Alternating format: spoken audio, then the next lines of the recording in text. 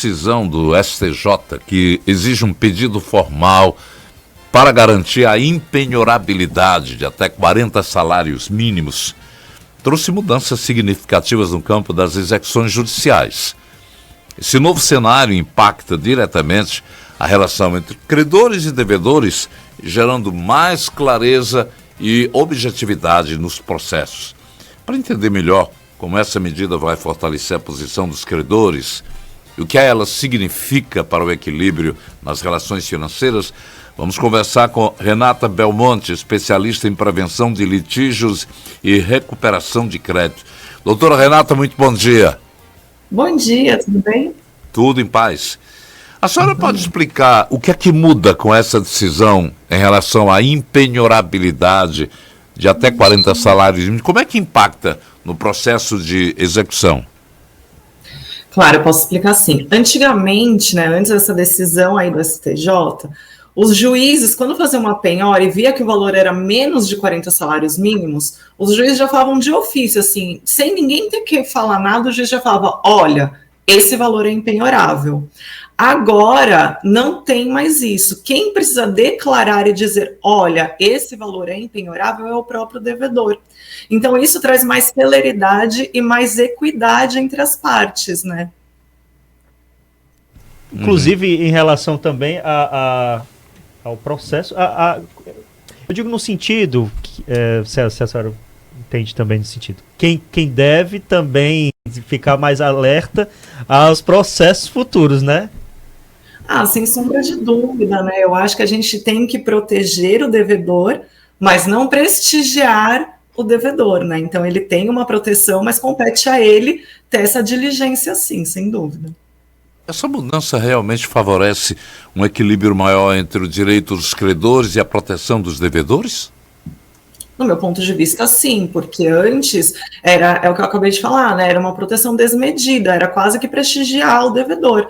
Hoje em dia não, porque o devedor ele vai ter que comprovar que aquele valor efetivamente é impenhorável, que ele realmente é destinado para o sustento dele ou da família dele. Então, para mim, traz mais equilíbrio, porque antes não fazia uma análise sobre o valor, o senhor entende? Até tinha-se a obrigatoriedade, mas o que eu percebia na prática é que os juízes apenas desbloqueavam sem nenhum juízo de valor sobre aquela quantia. Então, para mim, traz mais agora equilíbrio. Só para a gente informar aqui o ouvinte, né? Quais são os valores que podem ser considerados impenhoráveis? Antes, como você falou, dependia muito da avaliação de cada juiz, né? Não, é que é assim, ó, o salário, ele é impenhorável. E tem também, por exemplo, a proteção, que é essa que a gente está discutindo aqui. O valor que o senhor tem na caderneta de poupança, abaixo de 40 salários mínimos, em tese, ele é impenhorável, porque o devedor ele tem o direito de ter ali um valor de proteção, né? Ninguém é obrigado a viver na miserabilidade. Então, ele tem o direito também de ter um valor guardado para uma eventual emergência familiar dele, enfim.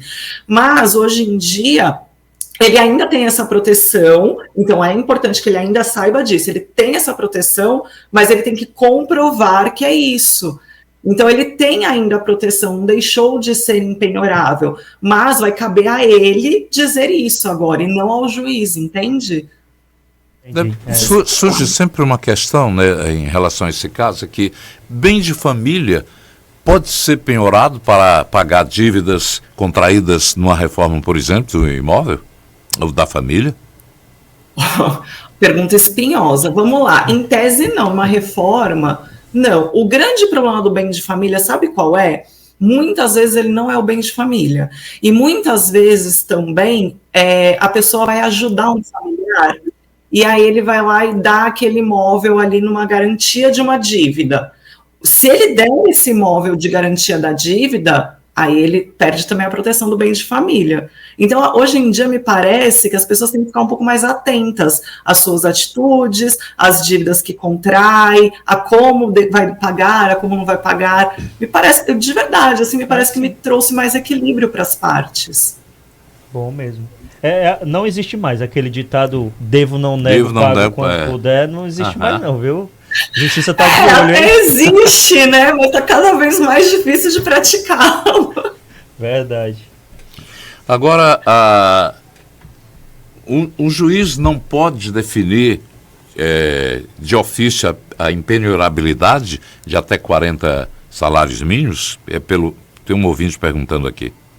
Não, não pode mais. E por que ele não pode mais? Deixa eu trazer um pouquinho de história para ver se consigo me explicar melhor, né?